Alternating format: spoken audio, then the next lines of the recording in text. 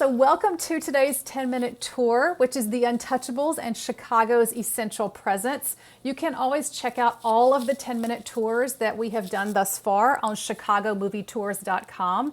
So if you've missed any, you can check them out there. We are going to start today's 10-minute tour a little bit differently than we have in the past because we are going to take about 90 seconds together to go over the structure of a typical Hollywood screenplay. So a typical Hollywood screenplay clocks in around 120 pages. Now that's 1 minute of screen time to 1 page of text. And Hollywood screenplays also follow a tight 3-act structure like this here. So Act 1 in a Hollywood screenplay is generally called the setup, and it runs for about 20 to 30 pages in the script, therefore about 20 to 30 minutes on screen.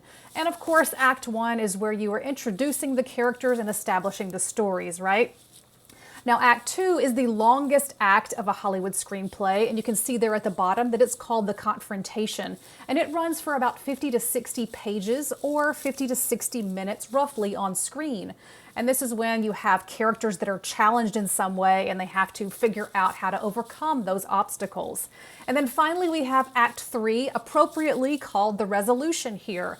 And it's very similar to Act 1 in that it lasts about the same length of time on screen and in the text itself. So 20 to 30 minutes or 20 to 30 pages. And this is where the story is basically resolved, right? The solution to any questions that you had asked yourself from Act 1 to Act 2 are going to be answered in Act 3. So that is a typical Hollywood screenplay. Now, between the acts, you also have some plot points there that you can see right in the middle, where a major turn happens to lead us from the first act to the second, for example. Now, keep that in mind as we talk today about the Untouchables on this 10-minute tour. All right, so here is a newspaper article called 8 Movies You Might Not Know Were Filmed in Illinois. Now, you've probably seen several articles or lists like this that exist in newspapers, magazines, or on online media outlets, for example. And invariably, in these kinds of lists, the author is going to mention a movie or two that best showcases Chicago as an essential presence on the silver screen. Or the author is going to use some terminology like that. This is just the term that this particular author used.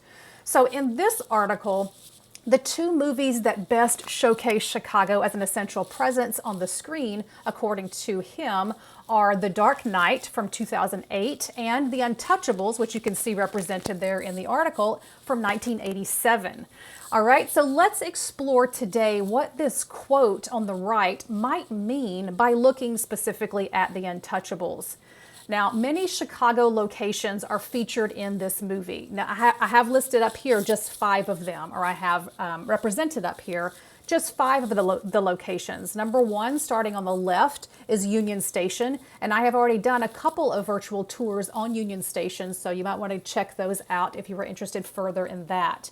In the middle, you have Lexington Hotel, and you have Roosevelt University below that. On the top right, you have the Michigan Avenue Bridge and the Chicago Cultural Center with its massive Tiffany dome peeking out there at you. So all of these locations are used in The Untouchables. Some that are not featured, the Chicago Theater, for example, and then 2 buildings that we are going to see up close and personal today, which are the Rookery Building and the Chicago Board of Trade building. All right, so let me get my camera ready and we're going to get started here. So we are walking on Adams Street to the corner here of Adams and LaSalle. And at 209 LaSalle Street stands the Rookery Building, this building right in front of you here, which was completed in 1888. And when this building was built, it was 11 stories. It's now considered the oldest standing high-rise in Chicago. And also, this building was revolutionary for the late 1800s because it used all sorts of new building technologies like metal framing, passenger elevators, fireproofing, and electrical lighting, for example. All right, so let's cross the street over here, and we're going to get a closer look at the exterior of this building and the main entrance. So the exterior here is made of brick masonry, terracotta, and stone. And if you go to the Rookery's website, it actually describes this particular part that you're looking at this way. The heavy stone arches convey an idea of American strength and stability.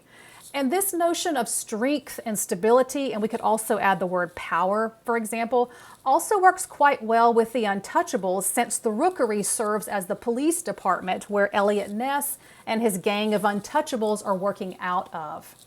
All right, let's get a closer look at some of the stonework here. Now, after the Great Chicago Fire of 1871, what was standing here were actually two buildings. There was a temporary city hall and a water tower. And those buildings were known at the time as the Rookery for a couple of reasons here. Number one, there were many birds that were roosting around these buildings. And when I think of the Rookery, I think of the card game Rook and that crow-like bird, right? That's on all of the cards there.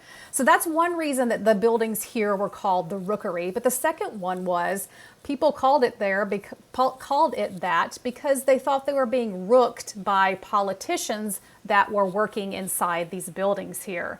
So to play with these notions of birds and politicians rooking, the architect had rooks carved into the main entrance archway, as you can see there on the right. You've got a couple of birds there. And if we keep moving the camera all the way up this archway, and then all the way to the other side of it, you'll see a couple of other rooks or birds there kind of cackling, it looks like, at you from above as well. So we've got some playful handiwork going on here. Now we are actually going to go inside the Rookery because they were allowing you in with masks, so I did that. So we have talked about a guy named Frank Lloyd Wright in at least two of these 10-minute tours. Well, lucky for you, he's back. So in 1905, Frank Lloyd Wright was commissioned to modernize this public space that we're walking into now of the Rookery. And he made several changes inside here. For example, he replaced some of the ironwork with white marble and he added some chandeliers. Now, speaking of light, what you're looking at up here, all of these light fixtures or the lighting that you're seeing in here originally was equipped for both gas and electricity. There was not enough basically light, ambient light, for people to read or work. So the access to natural light that you're seeing all through this skylight above you was really critical to a building's success at this time. So this area is known as the Light Court, appropriately named, with all this lovely lighting that's coming in naturally from the sky there, which was a pretty stark contrast to the building that we just entered, which was quite heavy and stone and masonry and all of that, right? But at one time, actually, the skylight was covered with waterproofing and paint, as you can see over there on the far right from this image of 1963, where you can't even see hardly any natural light pouring in at all. So you also had marble slabs that Frank Lloyd Wright had placed in there that covered the original mosaic floor that you are actually being able to see now, because there was another renovation that happened in the early 1990s to basically sort of put this back the way that it was, and in a sort of hybrid manner, you might say. So we have Frank Lloyd Wright's work and the original work of the architect here being represented in this newer rendition. All right, so let's exit the Rookery, and we are going to head left, and we are going to go toward the Chicago Board of Trade, which is a huge building that's quite hard to get in a video camera. So we're going to get it in pieces here. But this is the Chicago Board of Trade right in front of us. It was built in 1930, and the style of this building is most decidedly Art Deco. And at the very top, it's quite cloudy on this day, but there is a statue up there that is 31 feet tall, and she is a Roman goddess, which is a closer look for you there on the left. All right, so all of this stuff, of course, working very perfectly for a film set during Prohibition in the 1930s. So back to the Untouchables. Now, in this scene here, Eliot Ness, played by Kevin Costner, has formed his Untouchables team to bring Al Capone to justice during Prohibition. The four Untouchables are leaving the police headquarters, as you can see here, very much armed. So this is supposed to be the interior of the Rookery. Now, this scene serves as the end of Act 1, and it starts around minute 32 of the screenplay, which you can see at the very bottom here of this 2-hour movie. So it's right about where it's supposed to be in terms of the screenplay that we just talked about a moment ago, or the outline of a screenplay. So they're leaving the Rookery Building that you can see there on the left. You have the Board of Trade behind you. The interior of that was shot elsewhere, of course. But as you see them walking out of the Rookery, the music is starting to swell and the camera cranes down really nicely here to showcase all these 1930s cars and buses before it focuses here on the 4 Untouchables heading over to the post office for a liquor raid to actually cross Capone at this time. And then after this, you have Act 2.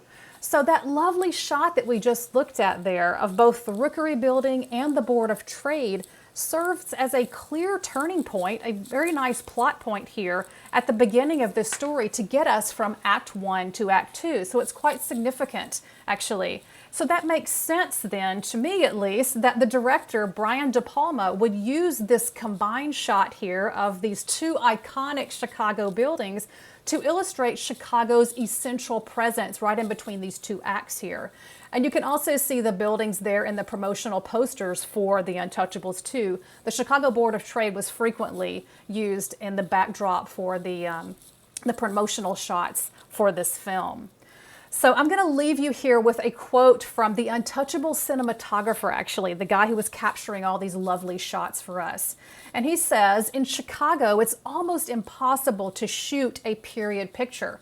The city has always been in the architectural forefront, and there are so many new buildings that no matter in what direction you shoot, you see a modern building." But clearly, they were able to overcome this notion, and they succeeded in creating a very good Prohibition-era Chicago here. And of course, they were showcasing Chicago's essential presence on screen as they were doing this. So I hope that gives you a little bit of insight into the Rookery Building and the Chicago Board of Trade and how they work within the overall scope of the Untouchables. All right, so I think I am off next week for a 10-minute tour, but we're going to be back on April the 4th for Cooley High, Boys in the Hood, and Burr Oak Cemetery. So I hope you will join me for that. And in the meantime, please do go to chicagomovietours.com and see what else we have coming up. Thanks so much for joining me this afternoon and have a great day.